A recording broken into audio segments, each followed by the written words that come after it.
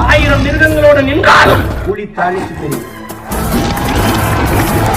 தனித்து நின்றாலும் 1000 மிருகங்களோடு நிற்கிற திமிரோடு அதான் புலி. அதான் புலி. பேரன்பிற்கினை தமிழ் சொந்தங்களுக்கு புரட்சிகர வணக்கம். இன்றைக்கு காணொலியில் நம்ம என்ன பார்க்க போறோம்னா, இந்த எச்ச பையன் ஜெகதீச பாண்டியன் அவர்களை பற்றி தான் பார்க்க போறோம். டிவிகே டு டிவிகேன்னு சொல்லிட்டு தாவேகாவில இருந்து டிவிகேவுக்கு மாறி இருக்காரு. தமிழக வெற்றி கழகத்துக்கு, தமிழக வாழ்வு உரிமை கட்சியில இருந்து தமிழக வெற்றி கழகத்துக்கு மாறி இருக்காரு. இந்த எச்ச பையனை பத்தி நீ என்னடா பேச போற, இந்த திருப்பூரிக்கு நாயை பத்தி நீ என்ன பேச போற அப்படின்னு நீங்க கேட்கலாம். என்ன பேச போறோம்னா, இவர் வந்து கட்சி மாறினதையோ மற்றதெல்லாம் பேச போறது இல்லை. ஆனா ஒருத்தன் கட்சி மாறுறதுக்கு ஒரு தேவை இருக்கும்ல. இவன் என்ன தேவைக்காக கட்சி மாறி இருக்கான் அப்படிங்கிறது ரொம்ப வியப்பா இருந்துச்சு. அதுக்காக தான் இந்த காணொலி. இப்போ எதுக்கோ கட்சி மாறி இருக்கும். கொள்கை சரியில்லை, கோட்பாடு சரியில்லை, தலைமை சரியில்லை, தத்துவம் சரியில்லை, எனக்கு வந்து அந்த கொள்கை வந்து ரொம்ப பிடிச்சிருக்கு, அவர்கள் தான் தமிழர்களுக்காக போராடுகிறார்கள், அந்த கொள்கை தான் தமிழ்நாட்டுக்கு தேவை. இப்போ ஏதோ ஒரு காரணத்துக்காக அவங்க வந்து கட்சி மாறுவாங்க. நம்ம அதை வந்து நம்ம இல்லைன்னே சொல்றதில்ல, மறுக்கிறதும் இல்லை. ஆனா ஜெகதீச பாண்டியன் எதுக்கு கட்சி மாறி இருக்கான்னு தெரியுங்களா?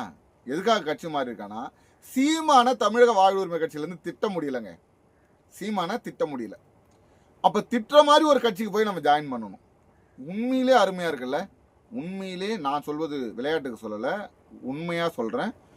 இப்போது சீமான் அவர்களை தொடர்ந்து எந்த யூடியூப் சேனல் ஏன்பா வாப்பா பேட்டி கொடுப்பானாலும் நான் வரேங்க அப்படின்னு சொல்லிட்டு முன்னாடி போய் பேட்டி கொடுத்தது ஜெகதீச பாண்டியன். ஜெகதீச பாண்டியனுடைய போக்கு வந்து அண்ணன் வேல்முருகன் அவர்களுக்கு பிடிக்கல. அவர் வந்து ஒரு சில இடங்களில் நம்ம விமர்சிப்பார், ஒரு சில இடங்களில் முதுகில் குத்துவார், அதெல்லாம் வேற. ஆனால் இந்த போக்கு வந்து அவருக்கு பிடிக்கல. அவரே ஒரு அறிக்கை கொடுத்துருக்காரு பாருங்க. என்ன சொல்லியிருக்காருன்னா, தம்பி ஜெகதீச பாண்டியன் நாம் தமிழர் கட்சியிலேருந்து விலகி இங்கே வந்து தமிழக வாழ்வு உரிமை கட்சியில் சேர்ந்தார். தமிழ் தேசிய இயக்கமாக நாமளும் வளர்ந்து வரோம், அதனால் வந்து அவரை நம்ம சேர்த்துக்கிட்டோம், அவர் நம்ம கூட இருக்கட்டும்னு சொல்லிட்டு. ஆனால் அவர் வந்து தொடர்ச்சியாக சீமான் அவர்களை விமர்சிப்பதையே முழு நேரம் வேலையாக வச்சிருக்காரு. முழு நேரமும் சீமானை விமர்சிக்கிறத ஒரு வேலையாக வச்சிருக்காரு. அப்படி பார்க்கும்போது சீமான் ஒரு தமிழ் தேசியவாதி, அது நாம் தமிழ் கட்சி ஒரு தமிழ் தேசிய கட்சி. நமக்குள்ள ஒரு முரண் வேண்டாம். நம்ம வந்து அவர் வந்து நட்பு சக்தி தானே தவிர எதிரி சக்தி கிடையாது. நீங்க வந்து பாஜகவை விமர்சிங்க, தமிழக வெற்றி கழகத்தை விமர்சிங்க, ஆனால் நாம் தமிழ் கட்சியையும் சீமானையும் விமர்சிக்க வேண்டாம் நான் சொன்னேன். நான் சொல்லக்கூடிய கருத்தில் அவருக்கு வந்து உடன்பாடு இல்லை, நான் தொடர்ந்து விமர்சிப்பேன் தான் சொல்லும்போது, தம்பி உங்களுக்கு எந்த கட்சியில் போய் விமர்சிக்கிறதுக்கு வாய்ப்பாக இருக்கோ, எந்த கட்சி வந்து சீமானை விமர்சிக்கிறது ஏற்றுக்குதோ அந்த கட்சியில் போய் சேர்ந்துக்குங்க தம்பி, இந்த கட்சி அதுக்கு சரி வராதுன்னு பொடரி மேலே செருப்பால் 4 அடி அடித்து விரட்டி விட்டுட்டேன் அப்படின்னு அண்ணன் வேல்முருகன் அவர்கள் சொல்கிறார். இப்போது ஒருத்தவரை திட்டுறதுக்காக நம்ம இதுக்கு முன்னாடி கட்சி மாறுறதெல்லாம் பார்த்தோம்னா, நாஞ்சில் சம்பத் தெரியும் நம்மளுக்கு. நாஞ்சில் சம்பத்து இதுவரைக்கும் நாம் தமிழர் கட்சிக்கும் நோட்டாவுக்கு மட்டும்தான் வாக்கு சேகரிக்கலை, அவங்க கூட மட்டும்தான் சேரலை. மற்ற எல்லா கட்சியிலையும் சேர்ந்துட்டார். திமுகவில் இருந்தார், திரும்ப வந்து நம்ம வைகோ கூட பிரிஞ்சு போனார், வைகோ கூட பிரிஞ்சு போய் திரும்ப வந்து அதிமுகவில் இனோவா கார் வாங்கினார், அதிமுகவில் அம்மா ஜெயலலிதா அவர்கள் இறந்த பிறகு திரும்ப திமுகவுக்கு ஆதரவாக இருந்தார், திரும்ப திமுகவுக்கு ஆதரவாக இருந்துட்டு இப்போ தாவேகாவுக்கு போயிருக்காரு. இன்னும் லெட்டர்பேட் கட்சியெல்லாம் வந்து அவரை கூப்பிடலை, யாராவது இந்த சுயேட்சையாக இருக்கிறவங்களாம் கூப்பிடலை, கூப்பிட்டா அவங்க கூடயும் போவார்.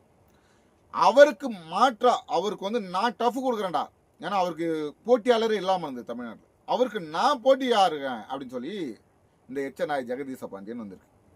இப்போ நாம் தமிழ் கட்சியில இருந்தாரு, நாம் தமிழ் கட்சியிலேருந்து அவர் வந்து சரியா மதிக்கல, பெரியாரை எதிர்க்கிறார்கள் அப்படிங்கிறதுக்காக அவர் போய் தமிழக வாழ்வு உரிமை கட்சியில சேர்ந்தார்.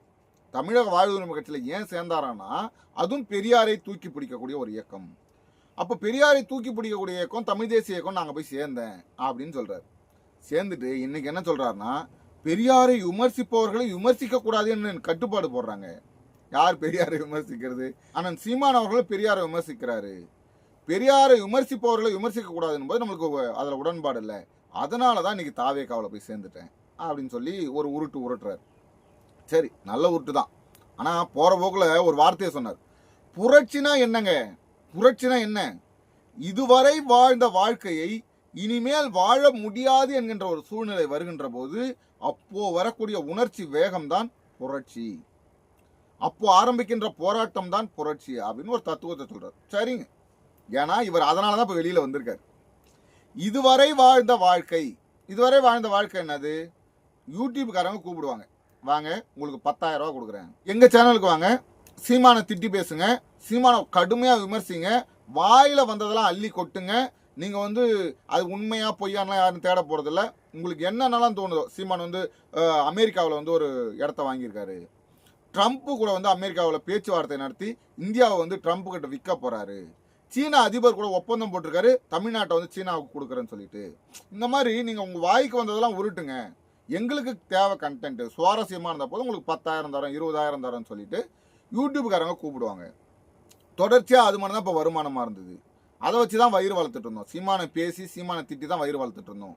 இதுவரை வாழ்ந்த வாழ்க்கை, அந்த யூடியூப்பில் பேசக்கூடிய வாழ்க்கை இல்லை என்ற சூழ்நிலை வருகின்ற போது அப்போ ஏற்பட்ட உணர்ச்சி வேகம்தான் புரட்சி. அதனால தான் நான் கட்சி மாறினேன் அப்படின்னு இந்த நாய் சொல்லுது. உண்மையிலே சரியான இடத்துல போய் சேர்ந்துருக்கான். தற்கூரிகள் கூட போய் சரியான இடத்துல சேர்ந்துருக்காரு. தாவேகாவில் சேர்ந்து 1 மணி நேரம் அவளுங்க அந்த துண்டு அப்படி போட்டார். வாடா ஜெகதீஷா அப்படின்னாராம் விஜய் அவர்கள். இவர் வந்துட்டான் தலைவா, இதுக்கப்புறம் நான் உங்க கூட தற்கூரியா சேர்ந்துறேன்னு இவர் சொல்லிட்டாராம். அதனால துண்டை எடுத்து போட்டு அனுப்பிட்டாங்க. துண்டு எடுத்து போட்டு அனுப்பி வெளியில வந்த உடனே எங்கள் தலைவர் விஜய் அவர்களை நீங்கள் அணில்கள் என்று சொல்லலாமா, தற்கூரிகள் என்று சொல்லலாமா? எவ்வளவு பெரிய கூட்டம் இன்னைக்கு வந்து மிகப்பெரிய ஒரு கூட்டம் கூடுது. அவர்கள் இளைஞர்கள் அறிவற்றவர்களாகத்தான் இருப்பார்கள், மூளையற்றவர்களாகத்தான் இருப்பார்கள். மரத்துல ஏறுவார்கள், மரத்திலிருந்து கிளை உடைஞ்சு விழுந்து குழந்தைகள் வந்து கொல்லுவார்கள், 41 பேரை சாவடிப்பார்கள்.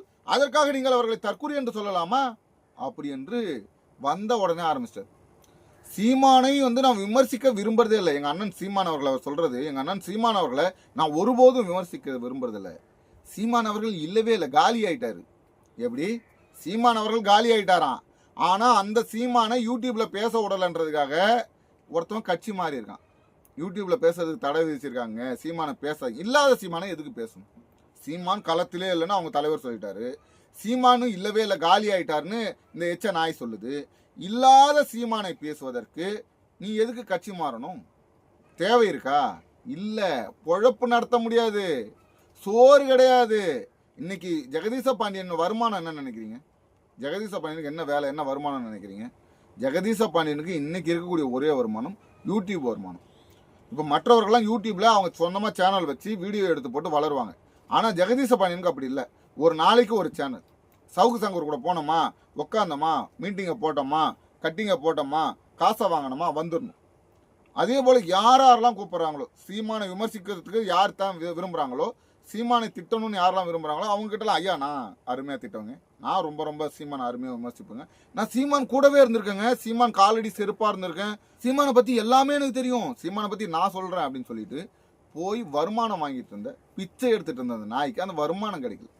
அதனால கட்சி மாறிட்டு இதுக்கப்புறம் நம்மளுடைய வருமானம் நம்மளுக்கு நிரந்தரமாயிடுச்சு. இதுக்கப்புறம் நம்ம வருமானத்தை யாரும் தடுக்க போகிறதில்ல. இனிமேல் நம்ம வேலை என்ன? விஜயை பற்றி 4 வார்த்தை உயர்வாக பேசணும், சீமானை பற்றி நம்ம வாயில் வந்ததெல்லாம் வளரணும். இது மட்டும் தான் வேலை. இப்போ வருமானத்துக்கு உறுதியாயிடுச்சு.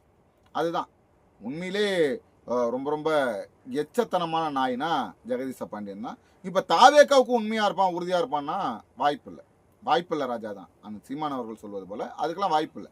இப்போ அடுத்து திமுகவுக்கு, ஏன்னா வெகு விரைவில் திமுகவுக்கு போகிறதுக்கான வாய்ப்பு இருக்குது. இவர் வந்து விஜயோடைய போக்கு சரி கிடையாது, விஜய் வந்து சரியான முறையில் திமுகவை விமர்சிக்கலை, அதனால் நானே திமுகவுக்கு போயிட்டு திமுகவை விமர்சிக்க போகிறேன்.